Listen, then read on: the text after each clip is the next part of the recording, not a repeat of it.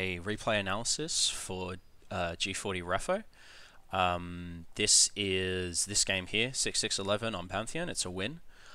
I guess I'll just start and go over it. So we're topside. That doesn't really make too much of a difference. Hang on, let me turn down my sounds a little bit.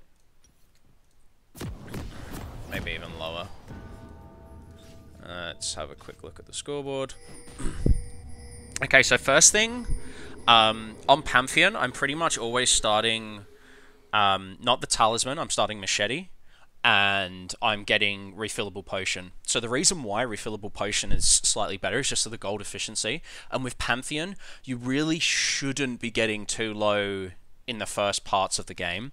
The reason why is because of your passive stacking, allows you to just essentially keep up your health with Pantheon, especially because you're probably going to be starting on blue side to get the leash. That may not be true. You may start red side, which is perfectly fine as well. I'd probably do that, but in low reload games, it's a little bit harder to get your top laner to give you a decent leash.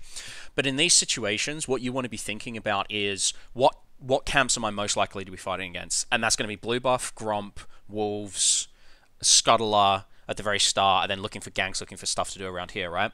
So the main benefit of getting the refillable potion is just the gold efficiency. So you've got that for a little bit longer. The longer you have refillable potion, the slightly more efficient. It's not a huge thing, but I definitely think Machete is important here because you're not going to be hitting camps AoE, right? Maybe if you start red side and you get E second, which would be a very uncommon path, you could get the Talisman. I know it's kind of hard to balance out your mana with Pantheon, but you just have to play smarter. So that's the first thing I would say. We definitely want to see Machete on Pantheon. And I think if you look at if you go on UGG or op.gg, you'll see that most people at higher reloads go Machete on Pantheon as well. So starting out here, it looks like you're going for an invade, which is fine. What I'd like to see on this invade is, because your Braum's pretty late, and this isn't your fault at all, but what I'd like to see is just you waiting around where Kassadin is and just standing here. So if anyone's in Tribrush, they don't have vision. This is just a lot safer, because if you're face checking and 5 people are here, you and Kassadin are probably dead, and that's like the end of the game, right? And Teemo's top as well, so I'm probably a little bit skeptical about invading in this situation. Alright, let's just see what happens. You are getting invaded here. Haven't leveled up anything. That's really good. I don't know if that's your ward. He's got a trinket. No, it was Callista's ward. Okay.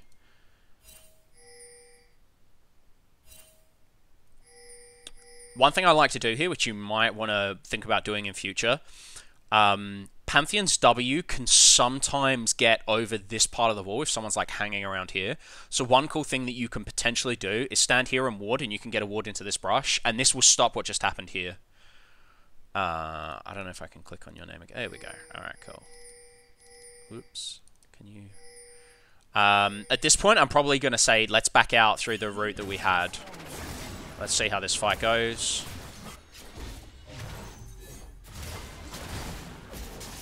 If I'm you here, I'm definitely leveling up W immediately and Wing someone. The reason why is because of the stun, and you'll potentially... you'll block an auto attack as well with the passive on the W. It doesn't make a huge difference, but because you don't know what the outcome of that fight is going to be, that's what I would do in that situation. Yeah, backing here, not backing here is fine, I think. Again, because of your Aegis passive. Let's have a look how you play it.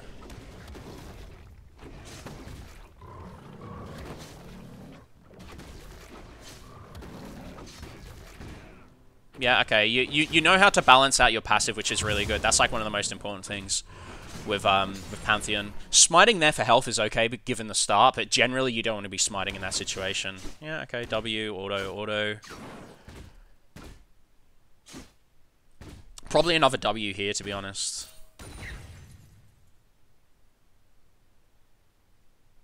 Still pretty standard stuff. No real lane that you can be pressuring either mid or top. I would maybe... Yeah, no, I think I'd probably secure red here. This point, when you see this guy coming around... Yeah, so I think you make a mistake here. I don't think with Pantheon you should really be taking, like, Wraiths. Maybe, I don't know. I guess because you've got Talisman, you have to do this, but generally I'm just going to ignore the Wraith camp for a while, and I'll just go red and then look for a fight. And when I saw that this Kayn was mid, I certainly wouldn't have started that camp. I would have been always having... I'll have my vision looking at a lane while I'm, like, transitioning and stuff. This isn't a major issue, though. Pretty standard clear. Oh, yeah, I'll be looking to go towards mid here.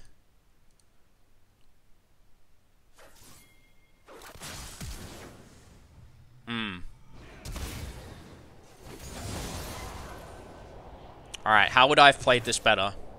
Let me have a little think. So what I would have done with this gank next time is... Alright, hang on, let me come out a little bit here. Go back a little bit. I'd have been a little bit more patient here. In this situation. And here, instead of coming out here for this gank, I'll be walking from here. So I'll be walking from this spot. So I'd go all the way down to the brush here, and then I'd walk out. The reason why is because you've just got a better angle of attack, right? If Yasuo just walks immediately in this direction, right, you have to cover a lot more ground if you're here. But if you're here, like his best gank escape here is like going this way, down here, right? And you're going to be able to cut him off more from the turret if you're in this location. So when you're doing this gank, stick on the edge of this brush as much as possible. Like the flash here, I think you probably have to realize that this isn't going to be close enough, but that's something you'll just learn over time. You get the flash out, so it's not the end of the world. He win walls, you're probably not going to kill him there anyway. It's not a terrible gank. Kassadin can't really help you in that situation. He doesn't have anything. Yeah, I'd definitely be looking to go top here. Let's see how this pans out for you. I guess Teemo's missing a few creeps here, but whatever. Definitely turn here, yeah. And I'd be E-ing there as well, because if he sticks around, you're going to trade, and if he kills you first, then Teemo's going to get red, and that's fine for you. Especially because you only have golems here, which is like the only camp left. Yeah, it's good that you're playing safe from Kayn here. Do you have a smite charge up? Yeah, okay. This is good, this is all fine. I'd be smiting, yep, good work. Keep the autos up. That's great, and now turn to the camp and just start killing the camp. That's all you're going to get out of that. That's fine, you got a leash there, that's great.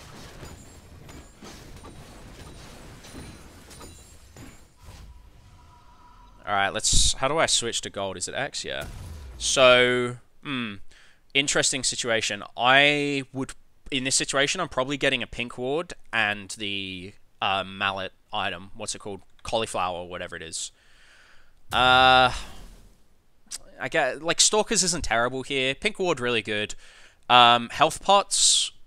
I mean, if you think about it at the moment, right, you've spent 250 gold on health pots, which is equivalent to a kill. So you're essentially a kill down at this point compared to Kayn because he's got refillable potion. So this is something you really need to think about. Like 5 health pots, that's a lot of health pots to be buying. Especially when like you don't necessarily need them. Like I'm okay with you getting 1 health pot here, but you shouldn't. I don't think you should ever be buying 2. I just don't think that's gold efficient. This is all fine stuff. Yeah, this is a good setup for a gank. Blasting Cone over. There's not much you can do against Triss Pike. That's a really hard lane for you to be ganking. This is a nice pink ward. They're scrapping, so I guess you just have to come back. This is kind of clowny, but whatever. You got the flash. I'd be walking here and Wing on Kayn and then walking out. You definitely need to be stunning here. Yeah, okay. This is a very scrappy team fight. This is good though. I think you fight and you just try and get the victory here. Nice Q. Good W. Very, very nice for your team here. Oh, nice. You leveled up and then you get the ulti. Probably a bit aggressive. I'd be cancelling at that point. So I don't know if you know this on Pantheon, but before you jump up, if you... I don't know if you can just click. I don't think you can just click. I think if you press R again, it'll cancel and it'll put your ulti on a 30-second cooldown, as opposed to like the 120 seconds. Because that's like that would basically give you 90 seconds back on your ulti. Because you knew at like the point when Kassadin's walking away that you're not getting this kill, right? Like when I'm channeling ulti here, it's debatable. It's debatable, maybe. Getting this teleport's really good. Yeah, you both should just path out this way. This is all fine. All fine stuff. Hit the blasting cone. I don't think you could have played that any better, really. Except, like, instead of blasting over this wall, you want to blast over here. One thing I wouldn't have done, since I would have been 100% sure in this situation that I'm probably going to die because I don't have flash, right?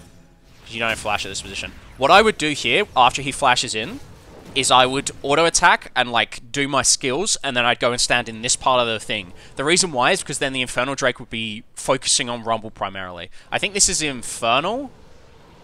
Is this Infernal Drake? I think, yeah, so it's Infernal Drake. So it does do, like, AoE hitting. I'm fairly sure Infernal Drake does AoE hitting. So I'd have been standing here and just trying to get him to just take as much damage as possible. Like, you're not going to escape here, so I just think giving that extra damage would have been good. But yeah, definitely on this blast cone, you should have just gone in this direction. And you probably live there. I think, maybe. I don't know how Rumble's ulti was doing. Alright. So you puff out. Yeah, you've got your cauliflower and your boots. That's all good.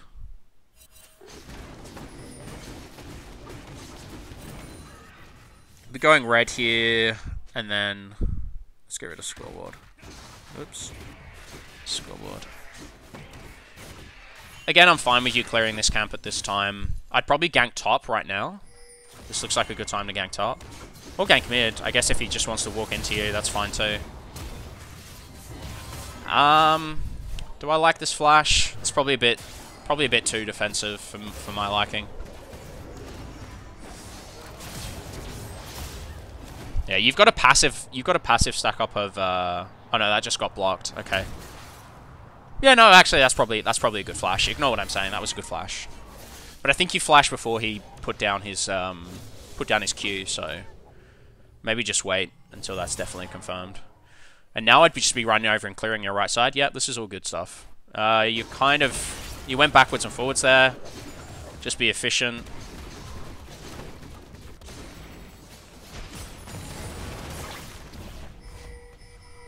Questionable ulti.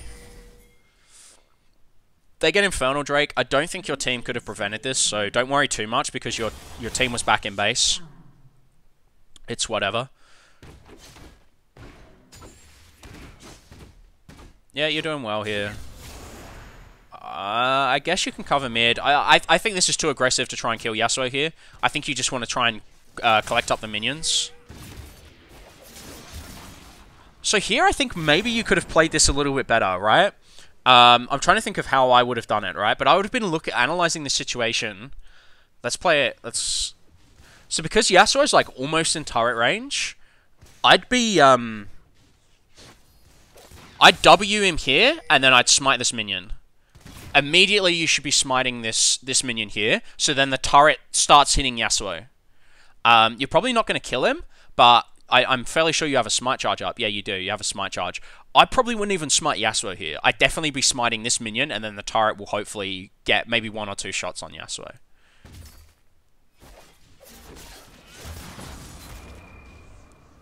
Again, you're probably not going to get a kill, but just think about that, like how you can use turrets to your advantage in certain situations. If you can smite down a creep and switch over the aggro. That's probably not a perfect example of how to do that, but just something to think about. Clear here's all fine. Top got a kill. In this situation, maybe I'm looking top side, since death timers are a little bit longer now, we're on 13 minutes. Rumble's going to be a good level because he's got a couple of kills. I'd maybe be looking top here to try and get first blood turret. And this also just backs up Teemo in case this guy comes. So I think backing there, I mean, you're not full health, full mana, but I think that would have been a much better play for you. It's easy for me to say that in hindsight, that you should have been helping Kayn there, but you definitely want to be looking at first blood turret. This is all good. Right, in this situation, major mistake, right? You know Kayn's top, you know Rumble's going to be walking back top, you can see both people bot, so you know no one is absolutely near middle lane, right? What you have to do 100% in this situation, even though you've got camps up, is you need to shove this lane. 100% you need to shove this lane, maybe even get a few auto attacks down. Especially because you can see Kayn's really low, right? And Rumble isn't just going to rotate over to mid for no reason. That wouldn't make sense. He wants to come top because he's just died and he wants to get his farm on. So here, you shouldn't back at all.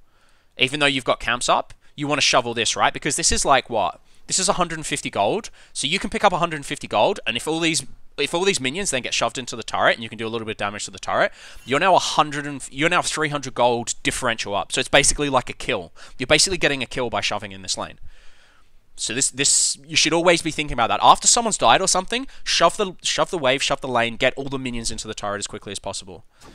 That's a really efficient way to be playing League. And then you go and clear your jungle. I know, like, you've got 3 camps up, and so, like, it kind of changes the dynamic a little bit, but still I'd be shoving mid really, really hard here and getting hits on the turret. Because look how many auto attacks and stuff you would have got on the turret.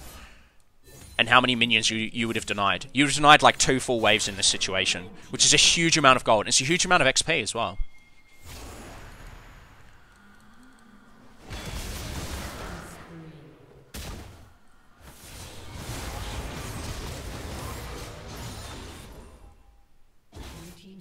Again here, I mean, I know you've got camps up, you've got a full jungle to clear, and that's great. I'm shoving mid in this situation. Here's why, right? And here's something else you shouldn't really be doing. Like, it's kind of... At 16 minutes, this is definitely the case, right? I'm shoving mid here, and I'm trying to get as much damage onto this turret as possible to open up the map, because you need to end the game quickly as Pantheon, right? Your win condition is getting this game over as quickly as possible, right? I know you've got Cassid on your team, scales pretty late. I know you've got Kalista, okay, scales pretty late. Teemo doesn't really scale very late. He's okay, like, he's not bad, but certainly with you got to think about, what do I need to do to win this game? And if you can close out the game early with Pantheon, brilliant, do it. And one of the problems I have is, like, you get red buff and then you start farming. One of the things with red buff is you want to be using it for ganking as much as possible. It's such a valuable tool. So what I'd be doing here is I'd be shoving mid, I'd be getting as much damage onto that turret as possible, I'd be backing, buying, then picking up my red, and then looking for a fight somewhere. Yeah, you play this a little bit too defensively. You walk back a little bit here. I don't know why. You should know in this situation that I mean, I guess you can't gauge if he's got his ulti, but you know you've got the damage to be dealing with him here, especially with the mushroom. You shouldn't walk back here. You shouldn't be pathing back. You might get the kill anyway, but you might have to blow flash for it, right? 1Q should get him. Yeah, that's cool. I'd be Wing onto Kayn, and then blast cone over. Did you have your W up? Let's have a little look. Yeah, you had your W up here, immediately Wing onto Kayn, and then blast cone over the wall. Probably won't live anyway, but whatever. Because look, Kayn's auto-attacking you here, doing damage. So definitely W on Kayn, and then jump over. And you've got Braum and Kalista, so if they have to chase you up to, like, this point, maybe these two can turn. Because they've both got their ultis. Oh, I guess Kalista doesn't. But whatever, like, you get the point, right? I don't think there's going to be too much more in this game that I can really comment on, because, like, I think jungling's an early game thing, and then it's just all about macro decision making. Let's have a look at your itemization. Duskblade, yeah, Duskblade's fine. I like Ghostblade. I think Ghostblade's a really good item, so I'd probably be looking... It's tough to say. I'd probably be looking at UGG and OP.GG to see exactly what the pickups here are. Yeah, getting the scuttlers, this is all good. Clean up duty. Pinging this, asking for help. Giving it over. I don't know about your decision making here. It's not terrible, it's not awful. This is good that you're shoving. Yeah, I'm not saying you do. Like, one of the problems that I'm seeing from this gameplay, you can 100% come up and get this turret. Like, no questions asked, dude. There's no reason for you not to be coming up and getting this turret. Kayn's 1-4. You've got Duskblade. You've got 2 completed items. He's got, like, 1 completed item. You're a level to the advantage. I mean, and you probably have more Dark Harvest stacks, right? You've got 9 against... What's this guy's? 11. Okay, he's got more. Never mind. But yeah, and that's... it seems to me like I think one of your problems is you don't do enough pushing and trying to end. Especially on a champion like Pantheon, that is so important. I don't think I've seen you in the last 20 minutes auto-attack 1 turret. Did you ult on top of yourself? Wow. That's like 300 IQ right there, dude. Good job. I wouldn't have done that. I'd have escaped to safety. But that's pretty smart play. Well done.